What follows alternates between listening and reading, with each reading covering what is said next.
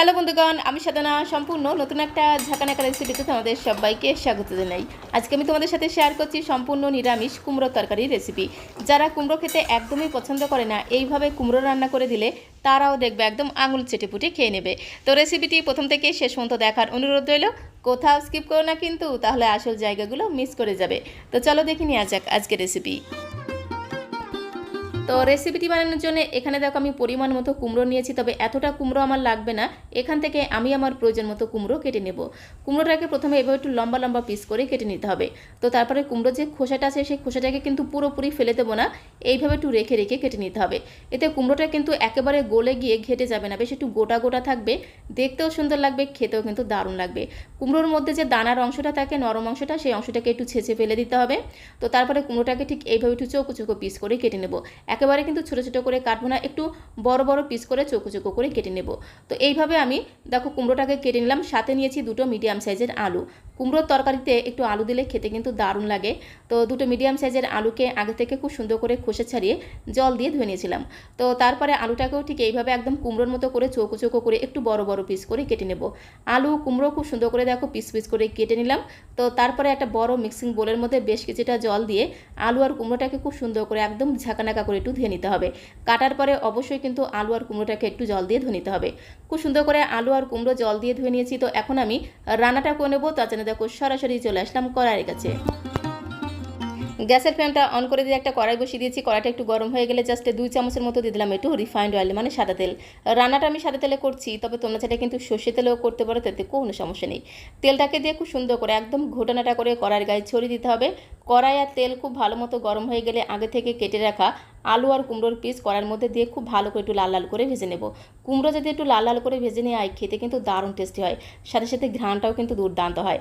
তো আলু কুমড়ো দিয়ে খুব ভালো করে একটু নেড়েচেড়ে মিশিয়ে নেব। আর আলু কুমড়ো ভাজার সময় কিন্তু কোনো রকম লবণ দেবো না, লবণ ছাড়াই কিন্তু ভেজে নেব। আলু আর কুমড়োটা ওদিকে একটু ভাজা হতে থাক। ততক্ষণে দেখো এখানে আমি নিয়েছি দুটো লাল টুকটুকে মিডিয়াম সাইজের পাকা টমেটো। টমেটো দুটোকে আগে থেকে খুব ভালো করে জল দিয়ে ধুয়ে রেখেছিলাম। তো তারপরে টমেটো দুটোকে কেটে নিতে হবে। টমেটোর বোটার দিকটাকে একটু কেটে বাদ দেবো। তারপরে টমেটোগুলোকে মাঝখান থেকে এইভাবে 4 ফালি করে কেটে নেব, মানে একটা টমেটোর মাঝখান থেকে 4 ফালি করে কেটে নেব। এতে টমেটোর টুকরোগুলো বেশ একটু বড় বড় হবে, দেখতেও সুন্দর লাগবে, আবার খেতেও কিন্তু দারুণ মজার লাগবে।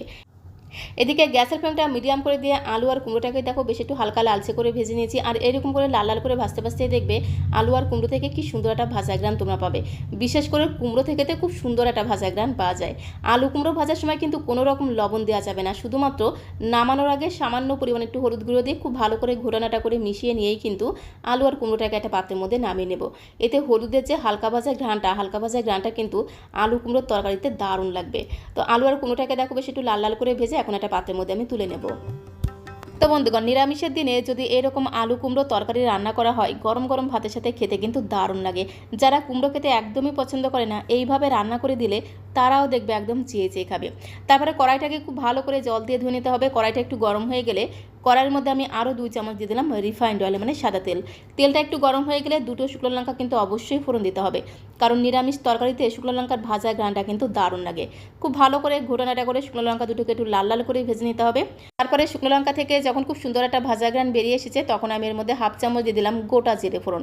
তার সাথে দুটো ছোটো সাইজের তেজপাতাকে একদম টানা টানা করে ছিঁড়ে দিতে হবে। এবারে গ্যাসের ফ্লেমটা মিডিয়াম টু লোতে রেখে খুব ভালো করে নেড়েচেড়ে ফোড়নটাকে একটু ভেজে নিতে হবে। যখন এই ফোড়ন থেকে খুব সুন্দর একটা ভাজা ঘ্রাণ বেরিয়ে আসবে, তখন এর মধ্যে দিতে হবে আদা কাঁচা লঙ্কা বাটা, প্রায় 1 ইঞ্চি মতো আদা, তার সাথে 4-5টা কাঁচা লঙ্কাকে মিহি করে বেটে দিয়ে দিলাম। তার সাথে এর মধ্যে আগে থেকে কেটে রাখা টমেটো টুকরোগুলো দিয়ে খুব ভালো করে একটু নেড়েচেড়ে ভেজে নেব। খুব বেশি যে একদম ভাজা ভাজা করতে হবে সেরকম কোনো ব্যাপার না, জাস্ট মিনিটখানেক সময় ধরে একটু হালকা করে নেড়েচেড়ে ভেজে নেওয়ার পরে এর মধ্যে আমি রেগুলার কিছু গুঁড়ো মশলা অ্যাড করে দেবো। একদমই অল্প গুঁড়ো মশলা দিয়ে রান্না করব, তাহলে রান্নাটা খেতে কিন্তু দারুণ টেস্ট হবে।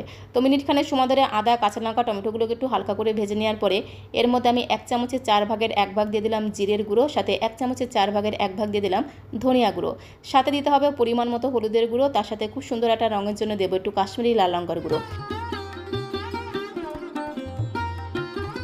তো সমস্ত গুঁড়ো মশলাগুলোকে দিয়ে জাস্ট 10 থেকে 15 সেকেন্ড একটু নেড়েচেড়ে মিশিয়ে নিয়ে এর মধ্যে আমি হাফ চামচ দিয়ে দেবো একটু কসুরি মেথি। একটুখানি কসুরি মেথি হাতের মধ্যে দিয়ে খুব ভালো করে ডলে দিলে এই নিরামিষ কুমড়ো তরকারির স্বাদ আর গন্ধ আরও দ্বিগুণ বেড়ে যাবে।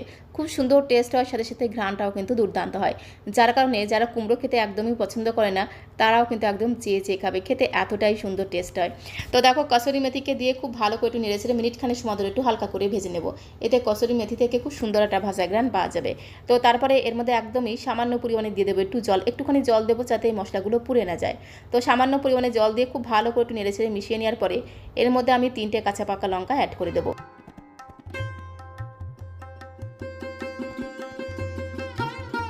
দিয়ে দিলাম 3টে কাঁচা পাকা লঙ্কা। তারপরে আগে থেকে ভেজে রাখা কুমড়ো আলুর পিসগুলোকে মশলার মধ্যে দিয়ে খুব ভালো করে মিশিয়ে নেব, যাকে বলে এদিক ওদিক যেদিক সেই দিয়ে খুব ভালো করে মিশিয়ে নিতে হবে। আর এই সময় কিন্তু গ্যাসের ফ্লেমটা মিডিয়াম টু লোতে রাখতে হবে। গ্যাসের ফ্লেমটা মিডিয়াম টু লোতে রেখে কুমড়ো আর আলুটাকে খুব ভালো করে মশলার সাথে মিশিয়ে নেব। খুব সুন্দর করে দেখো কুমড়ো আলুটাকে মশলার সাথে মিশিয়ে নেওয়া হয়ে গেলে এর মধ্যে আমি এই সময় দিয়ে দেবো স্বাদ মতো লবণ। এই সময় লবণটা দিলে কি হয়, কুমড়োগুলো কিন্তু একেবারে নরম হয়ে গিয়ে ঘেটে যায় না। আমি যদি আগেই লবণটা দিয়ে দিতাম তাহলে কুমড়োগুলো একেবারে নরম হয়ে গিয়ে ঘেটে যেত। আর এই সময় লবণটা দিলে কিন্তু কুমড়োগুলো একদম গোটা গোটা থাকবে, দেখতেও সুন্দর লাগবে, আবার খেতেও কিন্তু দারুণ লাগবে। তো স্বাদ মতো লবণটাকে দিয়ে আরও একবার খুব ভালো করে একটু নেড়েচেড়ে মিশিয়ে নেব। তো তারপরে এর মধ্যে আমি পরিমাণ মতো অ্যাড করে দেব গরম জল। তো আগে থেকে আমি জলটাকে গরম করে রেখেছিলাম, পরিমাণ মতো গরম জল দিয়ে খুব ভালো করে মিশিয়ে নেব। আমি একটু ঝোলঝোল করে রান্না করব, কারণ গরম গরম ভাতের সাথে সার্ভ করব। নিরামিষের দিনে কুমড়ো আলুর তরকারিটা একটু ঝোলঝোল করে রান্না করলে ভাতের সাথে খেতে কিন্তু দারুণ লাগবে। তো পরিমাণ মতো গরম জল দিয়ে খুব সুন্দর করে একটু ঘোটানাটা করে মেশানো হয়ে গেলে ধামাচাপা দিতে হবে, মানে ঢাকনাটা বন্ধ করে গ্যাসের ফ্লেমটা মিডিয়াম টু লো করে দিয়ে প্রায় 7 থেকে 8 মিনিট সময় ধরে কুমড়ো আলুর তরকারিটাকে রান্না করে নিতে হবে। এতে দেখবে কুমড়ো আলুটা কিন্তু খুব সুন্দরভাবে সেদ্ধ হয়ে যাবে। মাঝখানে 2-1 বার ঢাকা তুলে তুলে অবশ্যই কিন্তু তরকারিটাকে একটু নেড়েচেড়ে মিশিয়ে নিতে হবে, এতে তরকারির টেস্ট কিন্তু আরও দ্বিগুণ বেড়ে যায়। আলু কুমড়ো দেখো কত সুন্দর নরম হয়ে গেছে, সাথে সাথে ঝোলটাও কিন্তু অনেকটাই টেনে গেছে।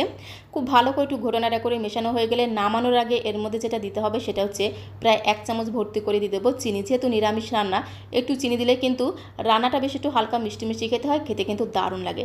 তার সাথে একদমই সামান্য পরিমাণে দিয়ে দিলাম একটু শাহি গরম মশলার গুঁড়ো। তার সাথে এর মধ্যে যেটা দিতে হবে সেটা হচ্ছে 1 চামচ ভর্তি করে ঘি। যে কোনো নিরামিষ রান্নাতে সবশেষে যদি একটু ঘি দেওয়া হয় তাহলে সেই রান্নার স্বাদ আর গন্ধ আরও 10 গুণ বেড়ে যায়। তো 1 চামচের মতো চিনি, তার সাথে সামান্য পরিমাণে শাহি গরম মশলার গুঁড়ো, তার সাথে 1 চামচ ভর্তি করে ঘি দিয়ে খুব ভালো করে একটু ঘোটানাটা করে মিশিয়ে নিয়ে আরও একবার একটু ধামাচাপা দিতে হবে, মানে ঢাকনাটা বন্ধ করে জাস্ট মিনিটখানেক সময় ধরে একটু রান্না করে নেব। তো ঢাকা দিয়ে দিয়ে আরও 1 মিনিট সময় ধরে রান্না করে নিলাম। কুমড়ো আলুর তরকারিটা কিন্তু একদমই রান্না করা হয়ে গেছে। আর যখনই ঢাকনাটা তুলবে দেখবে কি সুন্দর একটা ঘ্রাণ তোমরা পাবে। গ্যাসের ফ্লেমটা বন্ধ করে দিলাম। এখন একটা বোলের মধ্যে আমি সার্ভ করে দেবো। তো বন্ধুগণ, নিরামিষ এই কুমড়ো আলুর তরকারি তোমরা অনেক রকমভাবে রান্না করে খেয়েছো, বাট আমার মতো করে এই পদ্ধতিতে একবার নিরামিষ কুমড়ো আলুর তরকারি রান্না করে খেয়ে দেখতে পারো। নিরামিষের দিনে গরম গরম ভাতের সাথে খেতে জাস্ট দুর্দান্ত লাগে। তো এখন একটা বোলের মধ্যে আমি সার্ভ করে দেবো। সার্ভ করতে করতে তোমাদের কাছে রিকোয়েস্ট করবো, আজকের এই নিরামিষ কুমড়ো আলুর তরকারির রেসিপিটা তোমাদের কাছে কেমন লেগেছে অবশ্যই কমেন্ট বক্সে লিখে জানিও। ভালো লাগলে একটা লাইক আর শেয়ার করে দেওয়ার অনুরোধ রইল। আর নতুন বন্ধু হয়ে থাকলে চ্যানেলটিকে সাবস্ক্রাইব করে দিয়ে পাশে থাকার অনুরোধ রইল। সবাইকে অসংখ্য ধন্যবাদ।